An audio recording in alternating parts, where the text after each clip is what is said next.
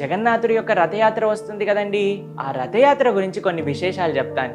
జగన్నాథపురిలో ప్రతి సంవత్సరం కూడా కొత్త రథాన్ని నిర్మిస్తారు జగన్నాథుడి కోసం. అక్షయ తృతీయ రోజు ప్రారంభమవుతుందండి ఈ రథ నిర్మాణ పనులన్నీ కూడా. మీకు ఒక విషయం తెలుసా అండి, ఈ క్షేత్రంలో సాక్షాత్తుగా మూలవర్లే రథం పైన మనకి దర్శనమిస్తారనమాట. ఈ మూలవర్లు ఎప్పుడైతే రథం పైన వస్తారో అండి, లక్షలాది జనములు ఆ రథయాత్రలో పాల్గొంటారు. మీకు జగన్నాథుడి యొక్క రథం పేరు తెలుసా అండి?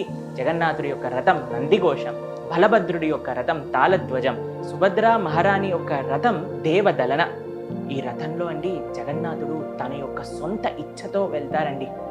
ఎవ్వరు ఎంత ప్రయత్నించినా ఆయన ముందుకెళ్లరు. మనకి శ్రీ చైతన్య చరితామృతంలో చెప్తారు, మహాప్రభువు ఎప్పుడైతే జగన్నాథుడు ముందుకొస్తారో అప్పుడే రథం కదిలేదనమాట. కృష్ణుడు ఎప్పుడు కూడా కృష్ణ భక్తుల వెనకనే ఉంటారు.